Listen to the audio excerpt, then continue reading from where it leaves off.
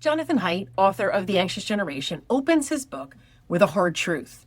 The shift from in-person experiences to digital lives has reshaped an entire generation. We're going to move through chapter 1, The Surge of Suffering, briefly because it's heavy on data and charts, but the key takeaway is clear. The rise in smartphones and social media wasn't just a technological advancement. It was a seismic shift in the way kids grow up. So I want you to imagine this. It's 2010. Your child is still young, playing outside, maybe riding bikes with friends or chatting with family over dinner. Fast forward just 5 years and something massive has shifted. Most of their social life has moved online. It's not just texting anymore. Now it's social media, endless YouTube videos, online gaming, and a constant stream of digital interactions. This wasn't just a small change. It redefined what it meant to grow up. Jonathan Haidt calls this shift the great rewiring of childhood, and he believes it is the biggest reason why we're seeing a tidal wave of anxiety, depression, and self-harm among teens, especially girls, over the last decade.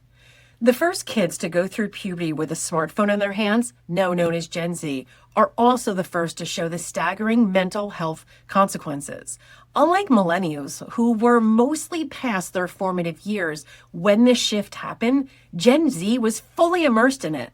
For our daughters, this crisis has been particularly brutal. Studies show that anxiety and depression have skyrocketed among teen girls, and it's been even worse for preteen girls.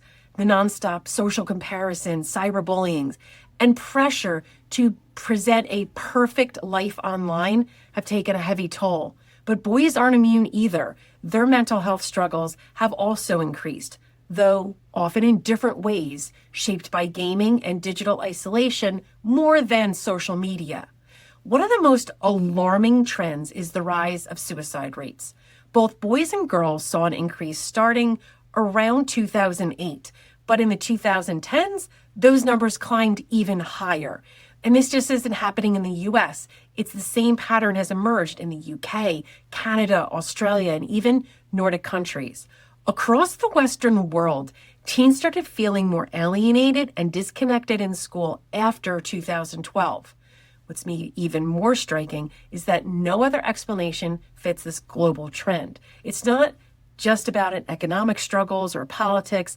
No single country's unique problems can explain why adolescent mental health declined everywhere at the same time. The one major thing that changed worldwide, the rise of smartphones and social media. Haidt puts it bluntly on page 44, and I'm going to read it to you. It's as though we sent Gen Z to grow up on Mars when we gave them smartphones in the early 2010s. In the largest uncontrolled experiment humanity has ever performed on its own children. This is the part that hits the hardest. We didn't just adjust childhood, we redesigned it in ways that no one fully understood. Unlike previous generations, Gen Z wasn't given a roadmap for navigating a fully digital world. They were simply dropped into it without preparation, safeguards, or guidance. So what does this mean for us? Well, it means we need to pay attention. It means our kids aren't just choosing to be more anxious or disconnected. Something about the world they're growing up in is different than the one we knew. And if we want to help them navigate it, we need to understand how this digital shift has reshaped childhood in ways we never experienced ourselves.